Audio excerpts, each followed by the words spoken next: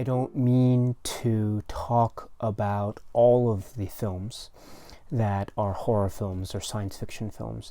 So if I don't talk about a film that you particularly like, again, don't worry about it. It's not meant to be an exhaustive, or it's not meant to be a definitive list. It's just meant to be a sampling.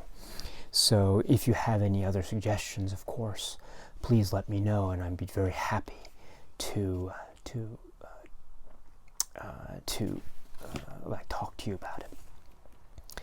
So again, this is not meant to be a definitive list, but it's just meant to give you a set or sample. So if there are other films that some of you out there would have liked to have seen but I didn't talk about, again, it's totally on me and I apologize. Please feel free to leave a comment below, and maybe we can talk more about those films. So now I'd like to talk about a number of the science fiction films that are in the Criterion Collection. Before I do so, let me just give a quick shout out to the science fiction and horror films that are no longer in print, so that are OOP, but hopefully maybe one day, who knows, they might return. Fingers crossed, of course. So what does that mean? So for example, we have Alphaville, Godard's Alphaville, really wonderful science fiction type film. And then as for science fiction, we have this, which is RoboCop. This is one of my favorite films ever. I really love this film so much. I will talk about this one day in detail, but here is RoboCop. Another science fiction masterpiece, which is The Man Who Fell to Earth with David Bowie. A unexpected film in many ways. It catches you off guard. It catches me off guard every time I see it. An amazing film. Then two horror films that are worth mentioning. Blood for Dracula, which is a wonderfully, just amazingly nuts film. And equally as nuts, I think, Flesh for Frankenstein. Really wonderful. Of the two, I would say my preference is for Blood for Dracula, because this features an actress that I am quite enamored with. Her name is Stefania Cassini, so quite a lovely, lovely woman.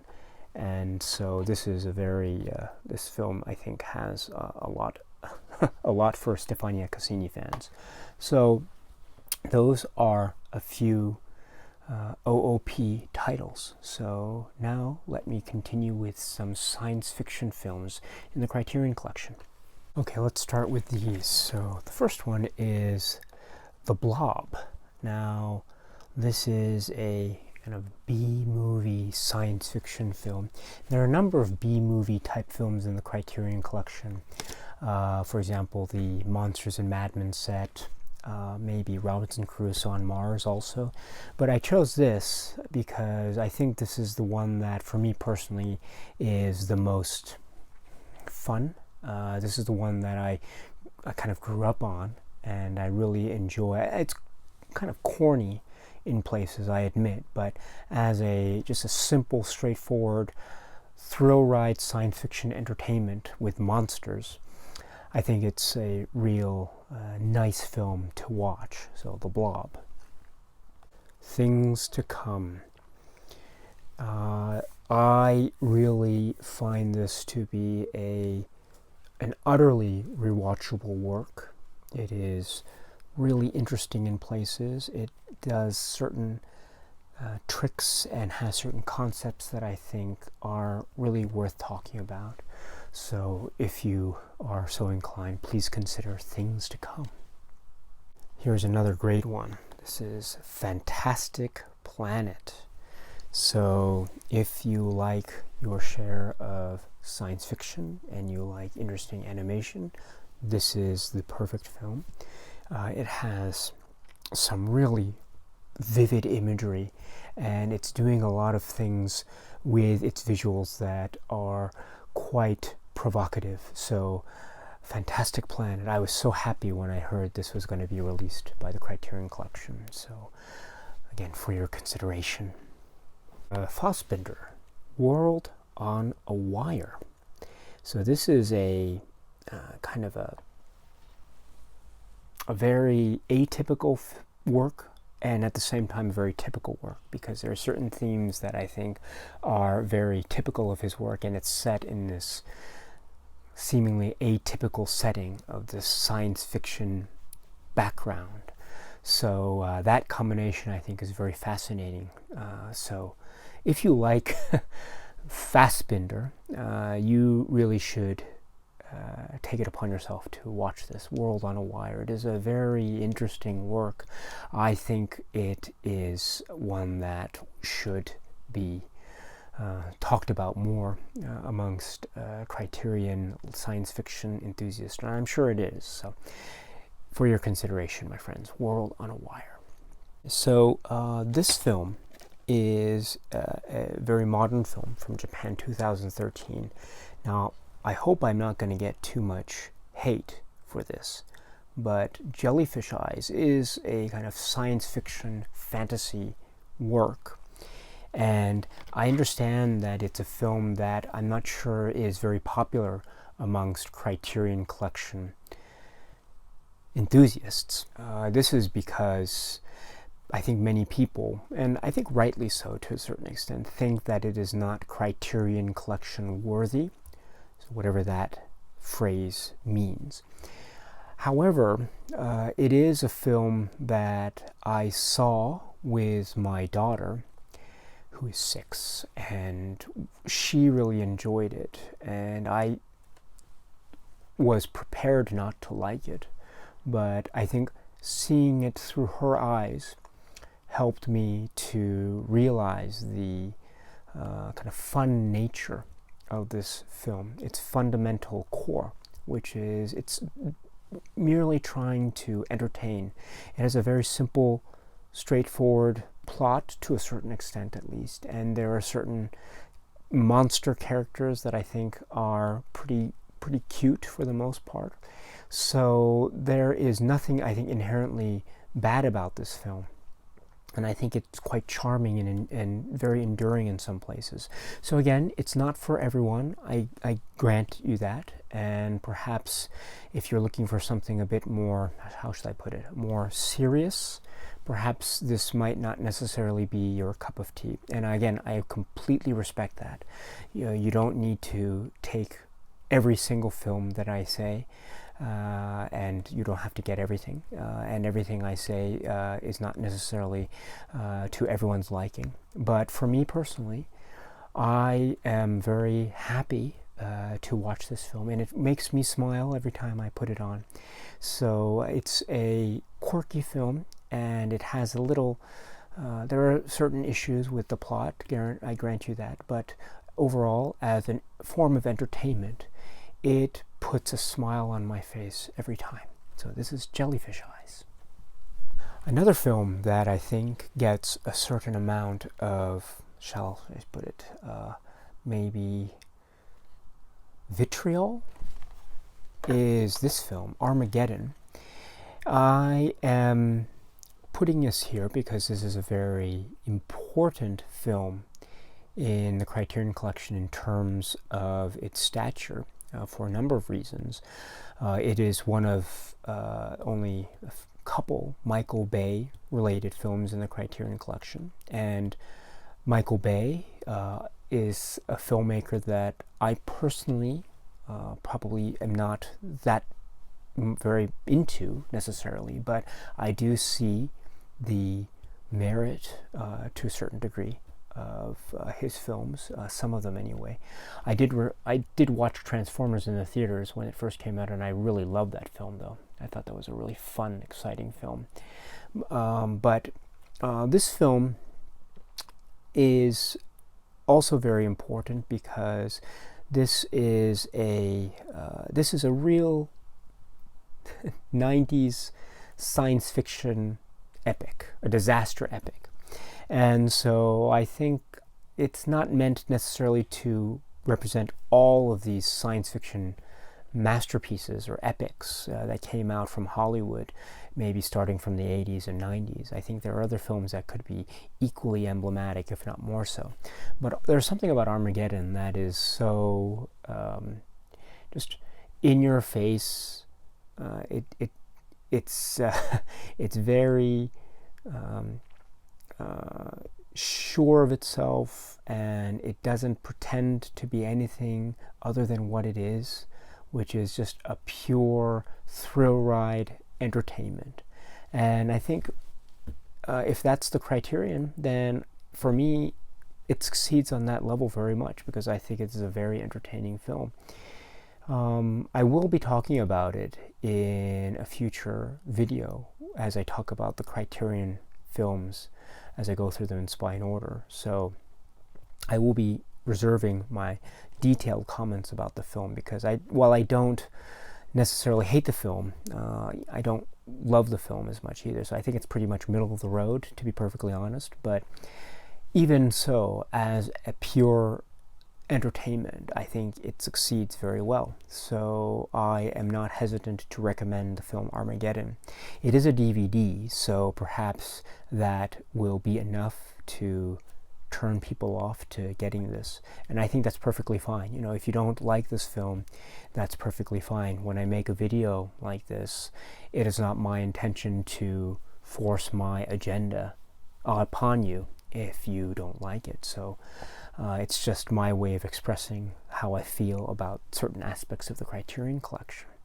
And so, again, it's not a fully enthusiastic endorsement of this film, but for what it is, I think it's pretty good. So there's Armageddon. Before I continue, let me just speak to these two documentaries. They aren't science fiction films, let's say, but they are documentaries. So the first one is A Brief History of Time. This is Errol Morris. This is his documentary, which is just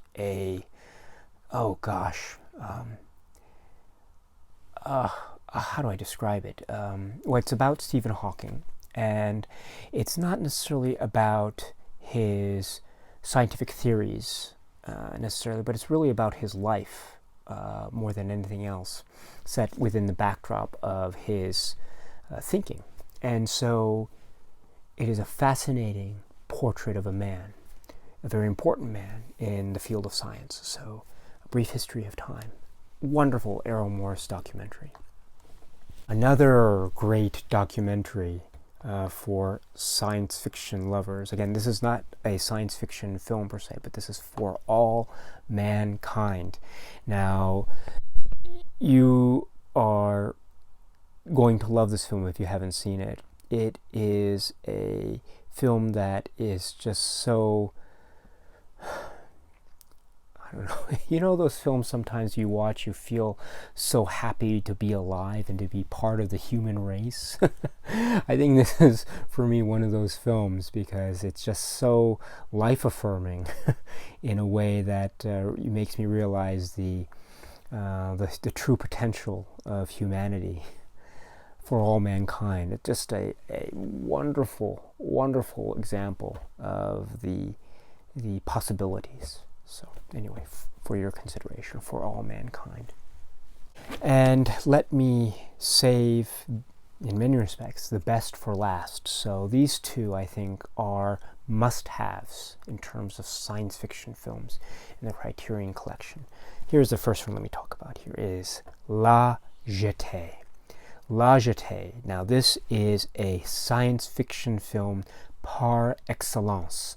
This is a film that is, to me, it could be the summit. It could be the peak in terms of a science fiction film that combines creativity of filmmaking craft with high concepts.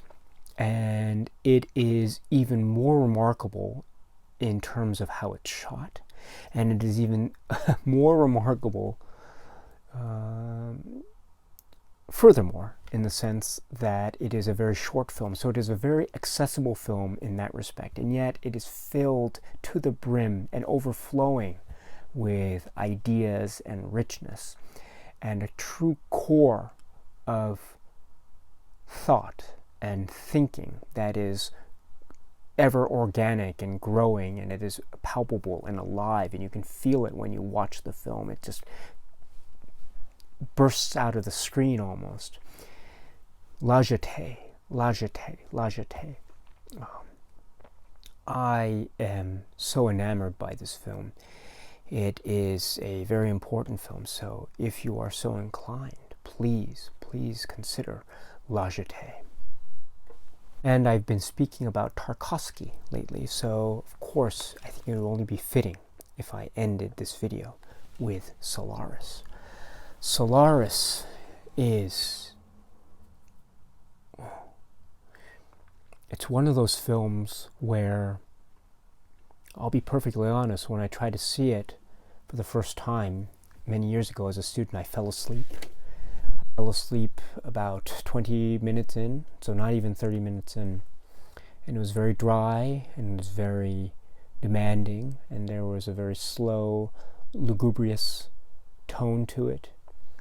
There wasn't any thrill or exciting Star Wars type stuff there, but it was all implied, and therefore there was a bit of work that I had to do as a viewer.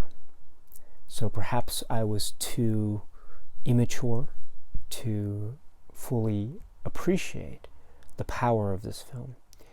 Fast forward a few years later, and I tried to get into it again, and I found a little bit more success. I was able to not fall asleep, and I was able to gather my thoughts about it and to really find it to be an engaging work, and it provoked many thoughts and inner debates in my mind about the nature of existence and the nature of our perceptions, and not only of our perceptions of the world around us, but our perceptions of relationships that we think we are engaged with. And I think in many respects that forms the key component of one's existence. It's not necessarily the environment per se, but it is the human relationships that make up the core of that existence. And that is at the heart of the dilemma at the center of this film, Solaris. And then I watched it again now, and I realize that what I'm witnessing is something miraculous and something that is so at once approachable and so out of reach at the same time. It is approachable in the sense that I feel like I can relate to Chris Kelvin's situation, and I can easily imagine my own feelings towards my own human relationships and how I perceive them to be within the framework of my own viewpoint and existence. So in that sense, it's very palpable and very relatable to my own personal experiences. But at the same time, there is something deeper here at play that is so out of reach for me, both maybe emotionally, maybe spiritually, certainly intellectually. I realize that I am intellectually ill-equipped to deal fully with this film. And I think it has to do with something that is beyond me or other than me. And I'm not quite sure how else to describe it. So, that is to say that I absolutely adore this film, and I find it to be not a cold film. It is a real, I think it's a real hot film. It is a film that is on fire in many respects. If you're talking about a film like Solaris, you're not talking about talking heads and cold, sterile environments. No, the first thing you're talking about is this relationship between a man and a woman. And also a man and his childhood. So those are two core things, I think, in this character's life that I can certainly latch on to, and certainly it's something that makes this film, for me anyway, electric and so vibrant. Solaris. This is perhaps the film to get if you are looking for a science fiction film in the Criterion Collection. Okay, so again, let me end it there, and I just want to say also that this has just been my own list or my own thoughts. So if I've missed out on a film that you think I should have discussed, then please let me know in the comments below, and I'd be very happy to discuss them with you. Again, these are just my own thoughts and my own views. Not everything that I say here is necessarily a full-throated endorsement, so to speak, but some of them are. And so I think, for some of them anyway, and for many of them perhaps, these are must-haves in the Criterion Collection if you are into science fiction films. Anyway, my friends, let me leave you, and I hope you are doing well. And until we meet again, please be happy, please be healthy, and please be watching a lot of great films. If you have any recommendations for me, they don't have to be Criterion films. They can, but if you have any non-Criterion films that you would like to suggest to me, I am always open to those. I am all ears. As some of you know, I am so bad in particular with my recent cinema. I haven't seen, I don't go out to the movie theaters very much now, so I haven't seen a lot of modern films. So if you have any recommendations for me, they can be old films, they can be recent films, they can be even up-to-date films, but anything at all, my friends, please let me know, and I'd love to continue this discussion with you. You teach me so much, so I am always forever in your debt. And with that, my friends, let me say thank you and cheers.